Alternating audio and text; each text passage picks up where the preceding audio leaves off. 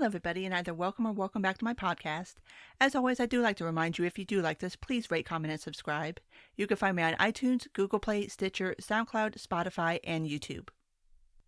Well, as far as weeks have gone lately, this past week has been fairly tame in comparison to especially the past month or so. This week hasn't been completely batshit insane, but there is still some stuff to talk about. So I want to go ahead and pick up a little bit where we left off on midterms. Still don't have exact final numbers, but it's starting to look like in the House that Dem pickup is going to be much closer to 40 than 30.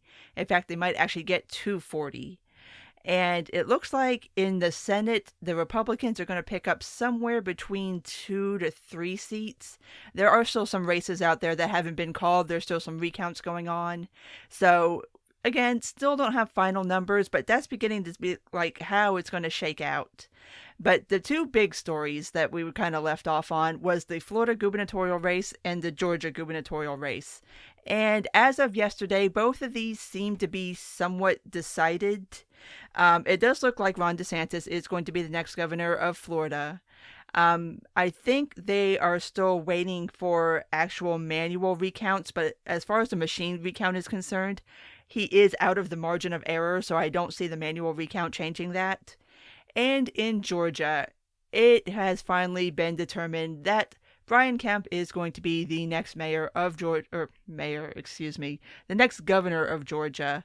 And this was followed by a speech by Stacey Abrams that was a non-concession speech, as it were. Basically, where we're at right now is it looks like there's no way that Stacey Abrams is going to be able to make up the numbers to beat Brian Kemp. So I'm not entirely sure if it's been officially certified yet, but it's been announced that he is going to be the winner of the election.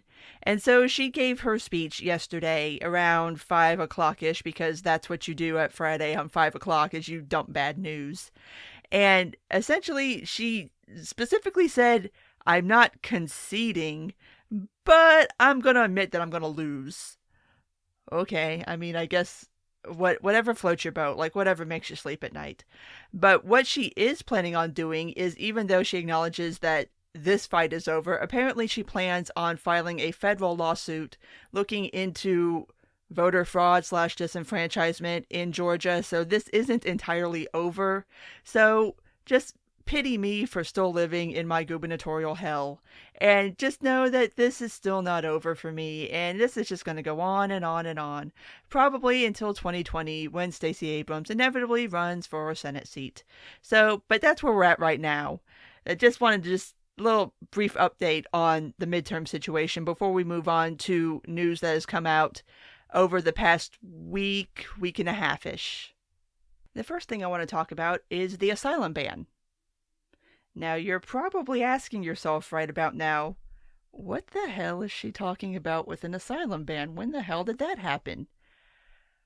This is one of the reasons I want to talk about this, is because unless you follow either myself or Dara Lind on Twitter, you probably have no idea that this happened, because it has been fucking crickets on this. Like, I cannot believe, especially with the whole caravan, oh my god, leading up to the midterms, it's a goddamn apocalypse. All these migrants are coming here. It's so fucking horrible. And nobody is talking about what Trump has done as far as changing the process for people trying to come in and achieve asylum here. So that's, I don't get that. Like, why is this not like wall to wall covered? Like, I compare this to the quote-unquote Muslim ban from back when Trump first took office. I mean, as soon as that hit, people were like shutting down airports and just protesting in the streets. And this has been like nothing. Like, I've not seen anybody really talk about this. I've definitely not seen there be the wall-to-wall coverage that you would think something like Trump issuing an executive order that changes how asylum seekers can seek asylum in the United States would be, I would think. I mean, this is pretty newsy. Like, it's a hell of a lot more newsy than some of the shit we're talking about. But here we are. And that's kind of the first anomaly about what this whole asylum ban is. Second off, let me try to back up, and just in case you've not heard any of my other episodes talking about this, let me start with explaining how the asylum process worked prior to this executive order. What would happen is if you come here as a migrant, as an immigrant, you're seeking asylum, you've got two options. First off, you can go to a port of entry and wait there until you are processed through the port of entry, and then you're put into the asylum process that way. You get your court date, you get put into the system, all that stuff. Your second option was to forego that, hop the border, present yourself to Border Patrol, and by the way, this is technically criminal, but it's a misdemeanor. It's not like you're getting charged with a felony or anything. And then once you do that, they put you into the asylum system that way. So two options, especially, we're going to talk about this in a second, but the reason why you would choose option B is because option A is not necessarily always the best and easiest option for you. So anyway, what the executive order has changed is that if you are coming here to seek asylum, you have to go through a port of entry. You can no longer border hop and present yourself to Border Patrol and be eligible to be put into the asylum process.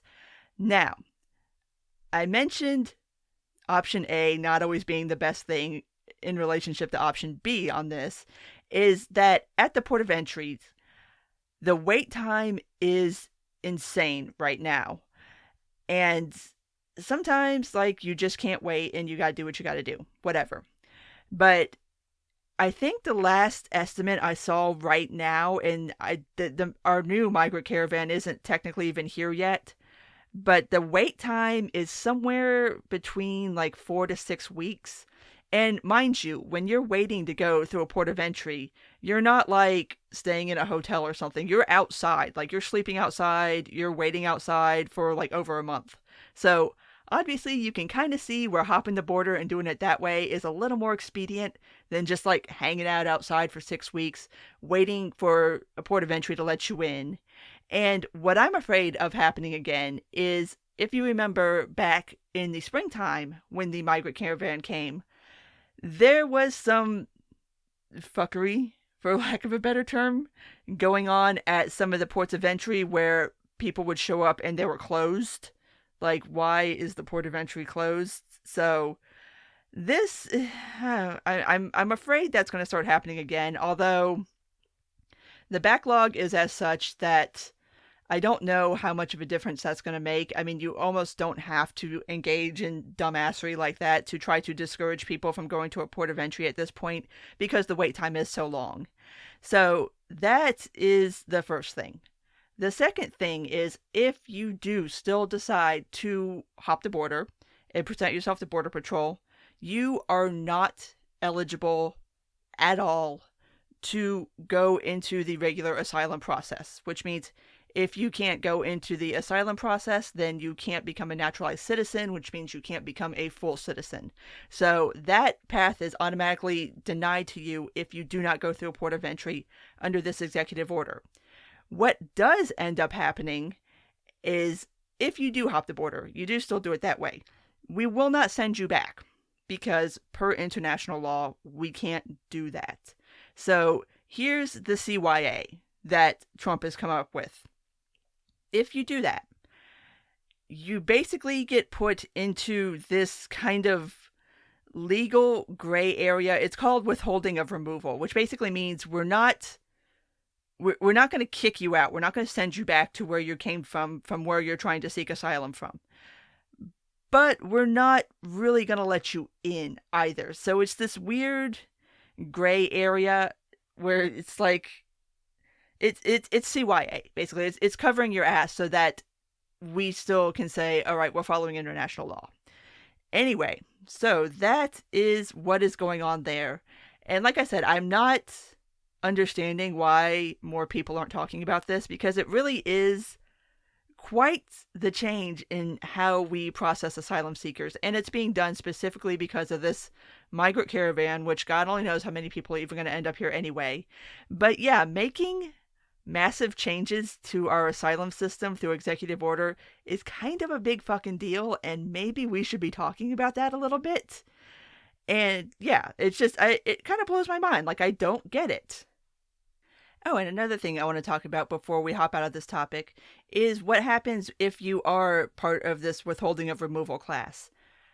When you go through the regular asylum process, you can assess that you have a reasonable fear of persecution in your home country, which is, it's the standard that most asylum seekers go through now. And they make the case that, especially if you're coming from the Northern Triangle, you've got corrupt governments, you've got gang violence, you've got people being killed in the streets, you've got extortion, you've got all this stuff. So it lends itself to a credible fear of being persecuted.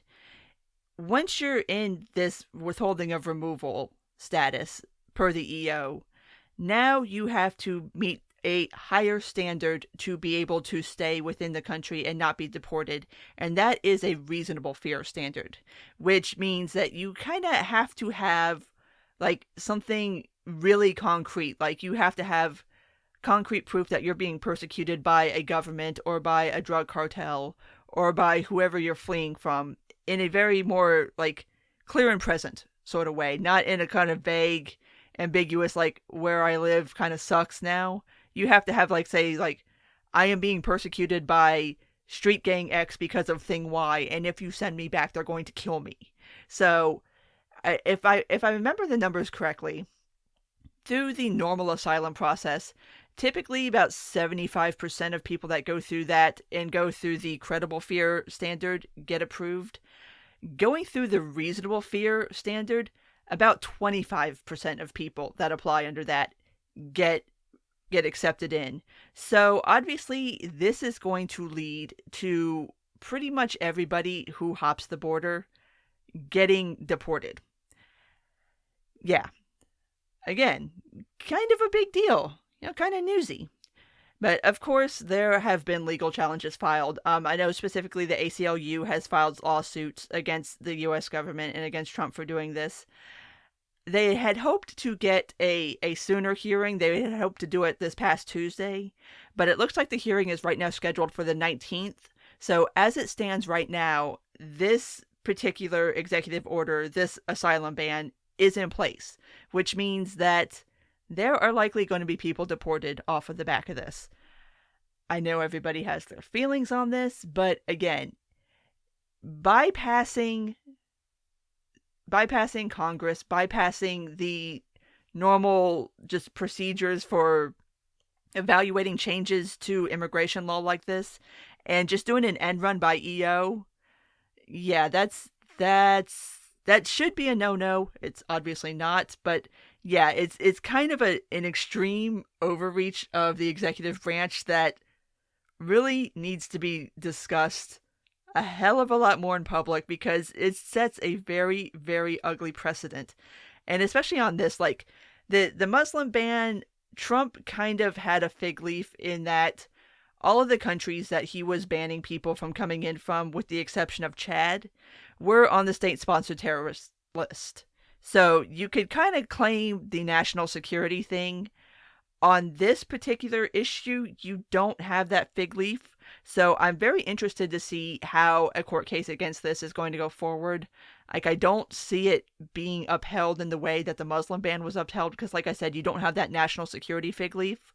But hopefully we will see going forward if this is going to stand. The EO, as written, is only supposed to be in effect for 90 days. But of course, that can always be extended. That can always be changed at any time because, again, it's an executive order. It's not a law.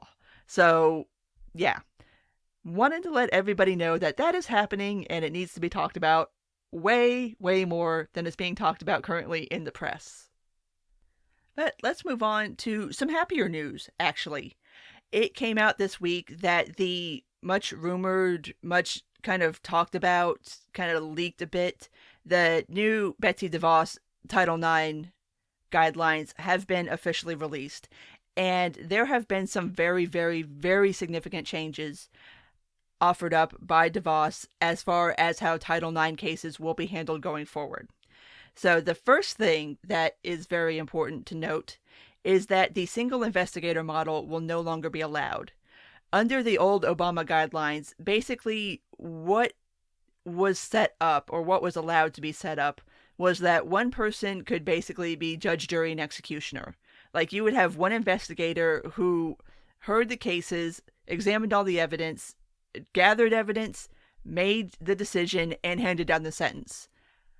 And we're going to come back to this point more than once talking about this Title IX overhaul, but obviously that is insanely unfair and completely opposite of how we handle things in our justice system. So that model has officially been banned. You have to have at least 2 or more people involved in this, and the person making the decisions cannot be the person handing down the sentences. So finally, we can get rid of that.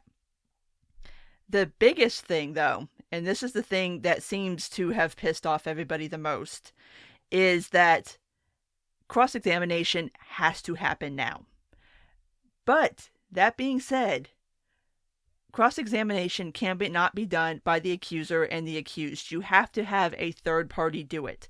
So essentially, what I think this is going to boil down to in practice is either a student hires a lawyer or gets assigned like an advisor or something, and you submit questions, and then that person goes and sends them to person B, and then you get the questions back, and vice versa.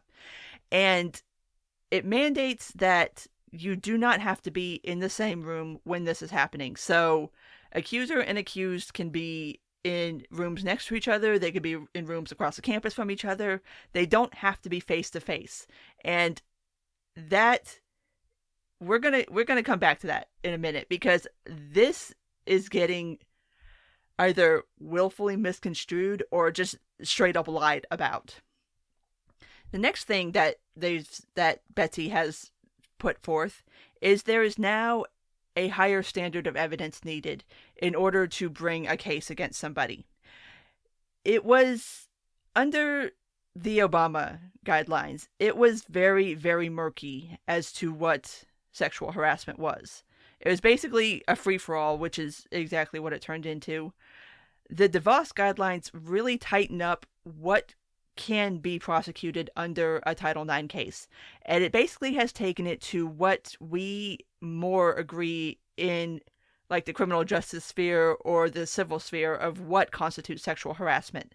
Basically, that this is somebody who either is or has presented a very clear and present threat to you, in a clear and present threat in the way that it is impacting your ability to learn or to be on campus. And this is another one that's getting, it's getting willfully misconstrued.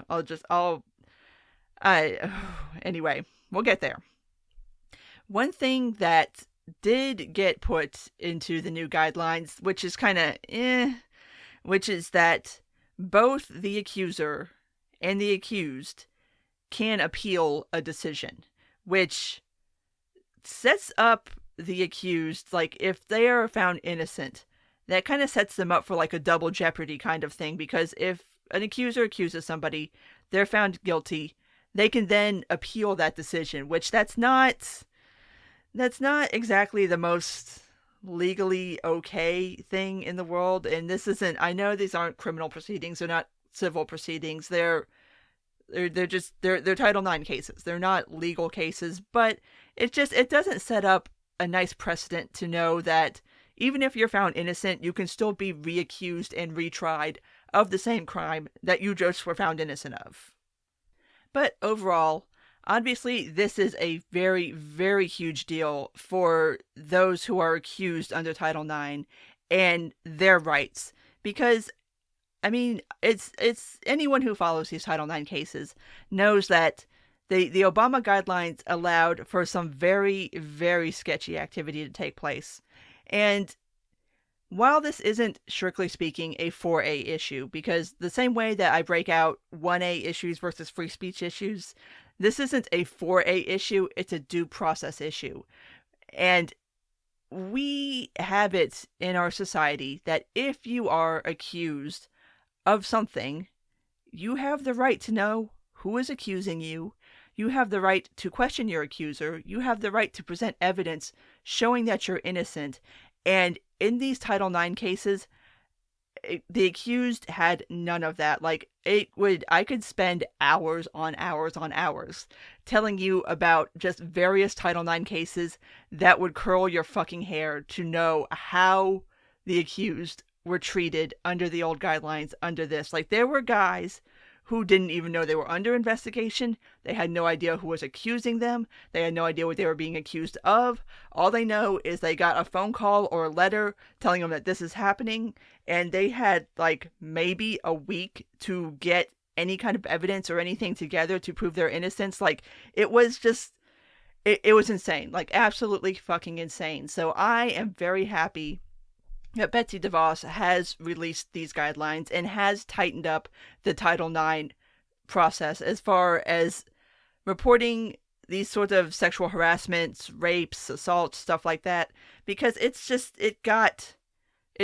completely out of control. Like, some of these cases, even like these newer ones that I'm seeing coming down, which are somehow magically even worse than the older cases. Like, I've seen 2 come down lately. The first one was, and forgive me, I forget what school it was, but it's always a John Doe and a Jane Doe, because obviously you don't want to use these people's names in public, obviously. But a guy and a girl engaged in not even sex, but mutually consensual, like making out, and he left some hickeys on her. Like, okay, like, that happens. And so, like, the next day, she's, I don't know why, like, feeling bad about it. Like, I don't get this. And again, this is still something I'm trying to work through for another future episode. But basically what ended up happening is she's talking to her friends. They're telling her this, that, and the other.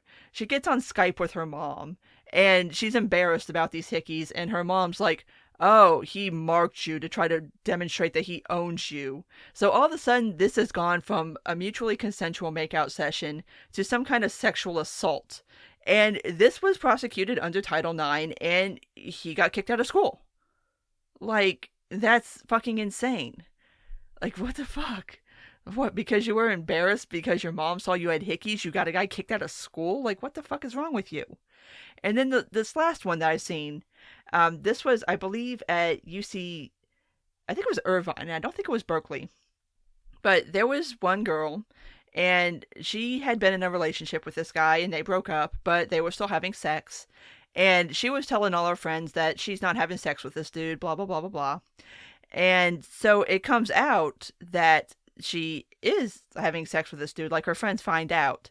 And so all of a sudden, again, what was both admittedly at the time a consensual sexual encounter that happened after drinking, all of a sudden became, because now she's embarrassed to have been found out that she was having sex with her ex, and she was telling all her friends that she wasn't, and she's slagging them, and they're all telling her, like, you know, if you go back to having sex with him, like, you're just so and I'm just like, why is it any of your friends' business anyway who you're fucking?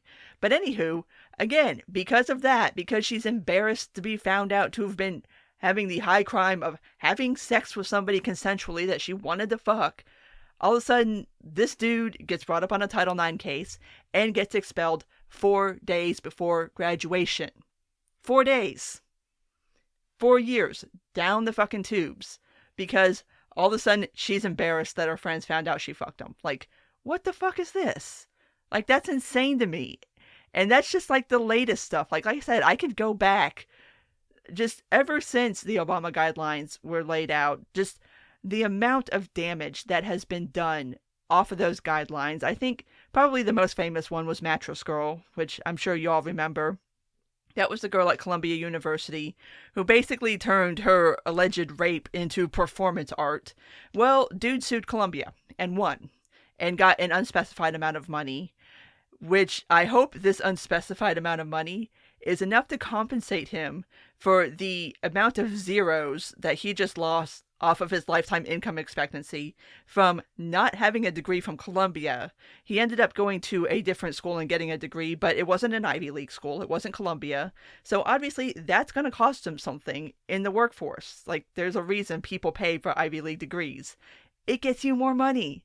So it's like this stuff has actual effects on dudes. Like there's one case where it was even after the guy had graduated, was drafted by the NFL, was already on an NFL team, then all of a sudden finds out that he's under a Title IX case, which he was already fucking graduated and drafted. But because of that, he got dropped from his team. And so basically that just cost him an NFL career. Like, this stuff has fucking consequences. Like, this gets kids kicked out of school. This costs money.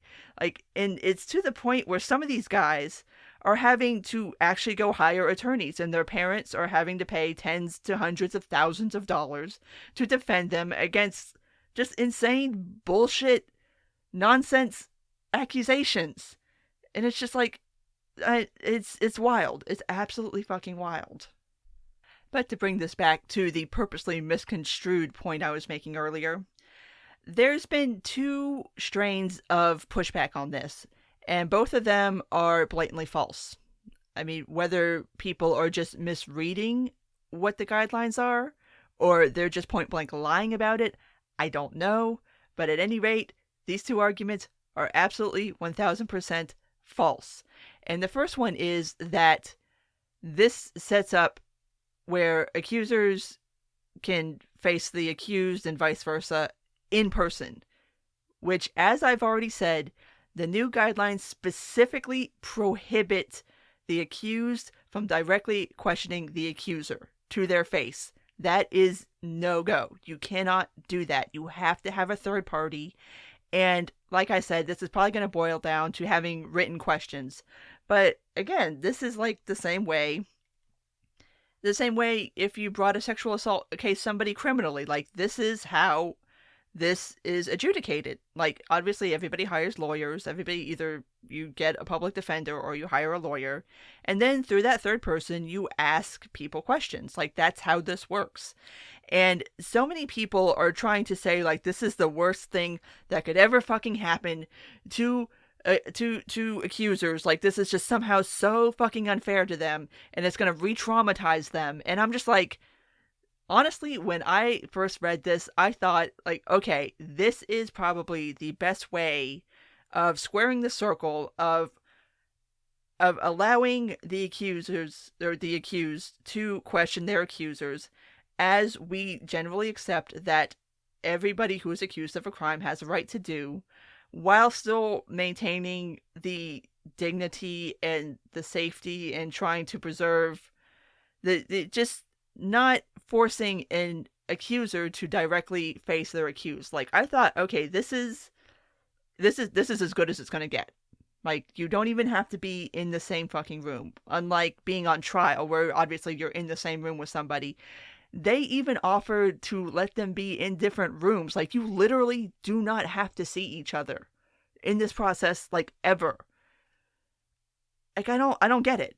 Like, and this is one where, I don't know, I saw, I think it was ABC News kind of misreported on this, whatever.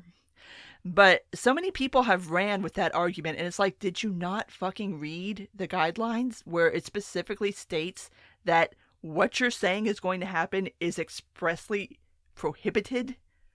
Like, stop it. Like, fucking read before you pop off on the internet so that you don't look like a fucking idiot. And then the second thing I've seen is the new stringent guidelines for actually bringing a Title IX case. Some people have tried to make the argument that under those new guidelines, you have to somehow prove that the person that you're accusing is somehow, like, literally physically preventing you from going to class.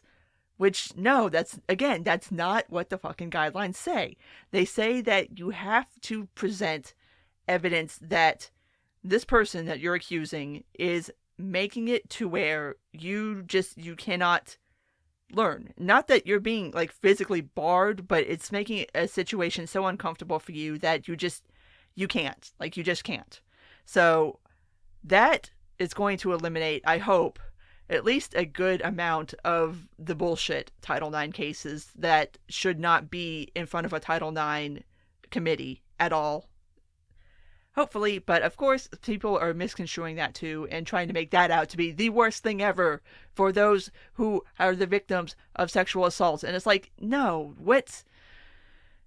I would think that if you do support these accusers, and I mean, if something does genuinely happen, like if you are genuinely sexually assaulted, you are genuinely raped, you are being sexually harassed, would you not want the standards to be as such that when somebody decides they're credible, you're not being questioned about it? Like, if somebody decides that, I'm trying to think of the best way to put it. Like, if you can meet a certain hurdle of evidence, that makes you a much more credible person. And you don't get lumped in with these ding-dongs who want to bring cases based on stupid, dumb shit. Like, it makes you look more credible as a person. And, like, you have an actual grievance. And you're not just, oh, well, she's accusing this guy because whatever. You decided, like, a month after having drunken sex with some dude that it was rape. Like, would you not want to be held to a higher standard than that person? Like, I don't know. And as far as applying that higher standard, something that I don't see addressed a lot prior to this, but I have seen addressed a little more since this has come down, is the fact that these Title IX cases oftentimes seem to involve young black men or young men of color, or especially foreign-born men, at a much higher rate than they affect white men. Like, charges are brought against black men, people of color, and especially, like I said, foreign-born, more so than they are against white guys. Now, this, first of all, this doesn't get talked about a lot because it kind of, it destroys the narrative that a lot of, like, the hunting ground group and people like that want to put out there, that it's a bunch of rich, young white men that are out there just roaming the campuses, prowling for women to go rape. And that's kind of not what the data demonstrates. And I'll put a link in the show notes. I'll probably actually link to all 3 parts of the series because it is that good. But if memory serves, it was like this time last year, Emily Yoffe had done for The Atlantic a 3-part series doing a deep dive on these Title IX cases. And the 3rd part in particular focuses on how that the rich white male myth is pretty much a lie. That the majority of these cases are brought against black men, usually by white women, usually based around the idea that they had sex with them, and some reason I don't quite understand myself, wake up the next day and regret their decision. Or sometimes these young women engage in sexual activities that when you wake up the next morning, you're like, oh my God, I shouldn't have done that. So it makes it, it's not funny, but there is a history in this country of white women being able to accuse black men of certain things and have it be somewhat more believable. I'm just saying. But yeah, I remember reading that 3rd part of that piece and just being like, holy shit, because I never thought about it up until then. And just seeing the numbers and just hearing the stories from these men, I was just like, holy fuck, this is awful. Like, something needs to be done. Like, these Title IX reforms needed to happen. They needed to happen years ago. The Obama guidelines needed to have never been fucking instituted because it has gotten so far off the rails. Yeah, I personally am very happy with the new standards. I'm sure everybody who just the believe all women crowd is going to be pissed about it no matter what. But I mean, this needs to happen. Like, we needed to bring the Title IX cases and the Title IX processes a lot closer to how we handle sexual assault cases in the criminal justice system, so that you make sure that you're not inadvertently ruining somebody's life, you're not costing them money, you're not costing them potential opportunities in life based on baseless allegations. Yeah, this needed to happen. So I'm happy. The last thing I want to talk about today, and this is something that is another one of those things that is bizarrely flying under the radar and should be getting way, way, way more press than it's actually getting. And I would be absolutely fucking elated if this does happen. But in Congress, there is an actual criminal justice reform bill on the table right now. It's already passed the House. It's in the Senate. It is a bipartisan bill. Trump has already come out and said that he approves of the bill, and if it makes it to his desk, he will sign it. Let me kind of explain to you what is going on in this bill. Obviously, because it's Congress, this is only going to apply to federal prisons. But hey, I will take anything I can get, and if this is something that can start setting an example for states, I am all for it. What is going to end up happening under this bill if it gets passed? More on that, but what ended up happening back in 2010 was Congress passed a bill that had softened the sentencing guidelines for crack cocaine versus normal cocaine. What had been before that was that crack cocaine carried a much harsher penalty than regular cocaine. And the 2010 bill eliminated that distinction. What this bill would do would be to apply those sentencing reforms retroactively, which the 2010 bill did not do. It was not retroactive. This would make those retroactive, which would obviously put some people up for release. And then another thing that the new bill has is it ups the good time credits, which basically means, if you don't know what a good time credit is, it's when you're in federal prison and you're being a good prisoner, like you're doing what you're supposed to do, you get certain days worth of credit for that. And this bill ups the amount of days of credit you can get for being a good model prisoner.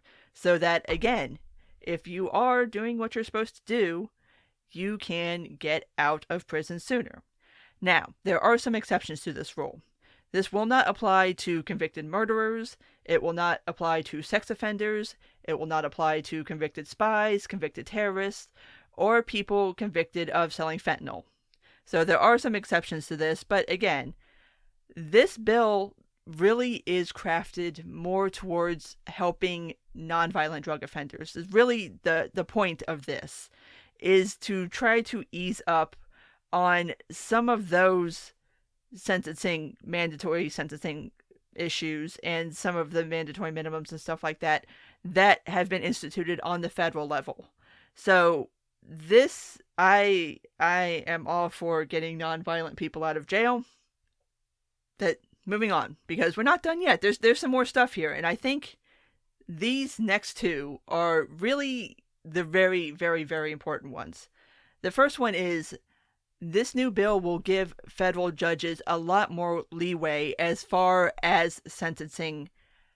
It doesn't eliminate mandatory minimums per se, but it gives judges a lot more wiggle room to make their own discretions and to make their own choices on an individual case-by-case basis, instead of having to apply mandatory minimums. Like, I am so against mandatory minimums, because I don't think that is a fair way to handle any kind of case, but especially drug cases. Like, there's a big difference between somebody having like an ounce and a half of weed in their house and somebody having like 6 kilos and they're fucking dealing and they're violent. Like, there's a huge difference. And so this gives those judges just more leeway in their own courts to decide what sentencing should be.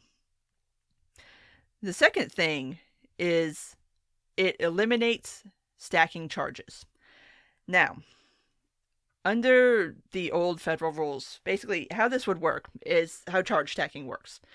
If you were caught, say you're in your house and they raid you and they find, say, I don't know, a joint, and they also find a gun. The presence of a gun and drugs in the same place at the same time adds a specific amount of time to your sentence. And so what prosecutors were doing is they were stacking. They were basically saying, like, okay, you get X amount of time for the drugs and then X amount of time for the gun and the drugs. And they didn't run concurrently. Like, they were stacked on top of each other. So basically, something that could, like, A, could have nothing to do with B. Like, you can have a gun in your house, you can have drugs in your house, it doesn't make you, like, a violent drug dealer. But that's how people were getting sentenced under the old guidelines. This new bill would eliminate the ability to do that, which it's not going to be retroactive, unfortunately. But going forward, that can save people, like, anywhere between, like, 15 to 20 years in prison. Like, that's a huge fucking deal. So that is great. Like, getting rid of just a really bullshit rule that prosecutors would try to use to throw people in jail for longer. Like, yeah, just get the fuck out of here with that. Like, that needs to go. But, of course, everything is not all sunshine and lollipops. There is opposition to this. Mainly dumbass Tom Cotton wants to run around telling people how they shouldn't vote for this because, well, gee golly, people might get out of jail sooner. Like, shut up. Go sit down. God damn, nobody asked you anyway. But the bigger opposition to this is, right now, Mitch McConnell.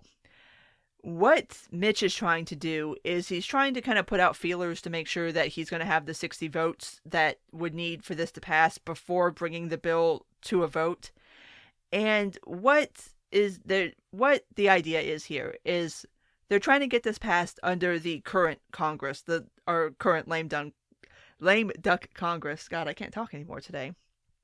Before the new school comes in and then potentially puts this possibly in peril, or at least would have to be rewritten. Anyway, McConnell is telling Trump that there is probably not going to be enough time left in this session to bring this to a vote and get it to pass. So I am still crossing my fingers and toes and everything else that this does at least make it to a floor vote. I'm hoping that maybe Trump just pitches a fucking fit like he does and forces everybody to vote on this because, like I said, he's already endorsed it. He's all for it. He's ready. The pen is ready. Like, if they could bring this to a vote and get the 60 votes, this will be passed. This will be law. Trump is already on board with it. So, don't fuck this up, Mitch. Just do the damn vote. This is important. Like, I don't really know of anything else on the table right now that's more important than trying to get criminal justice reform passed. And not only that, like, if you are somebody who is currently a member of Congress and you know that you're not going to be as of January of next year, would you not want this to be your legacy? Like, especially for all the outgoing Republicans in the House and the few that are outgoing in the Senate.